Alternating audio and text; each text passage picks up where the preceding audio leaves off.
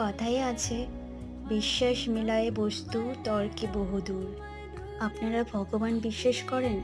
আমি করি। জানি অনেকে বিশ্বাস করেন, আবার হয়তো কেউ করেন না। এবছরের মার্চের শেষে আমার ফ্যামিলি আমাকে ট্রিটমেন্ট করাতে নিয়ে যায় ভেলোরে। আমার বাঁ কোমর থেকে বাঁ পাটা অসহ্য ব্যথাও হতো। 2 মিনিট হাঁটতে পারতাম না, স্টিফ হয়ে যেত। ট্রিটমেন্টের ফাঁকে আমরা তিরুপতি বালাজি দর্শন করতে গিয়েছিলাম। দর্শন করতে 10 ঘন্টা সময় লাগে।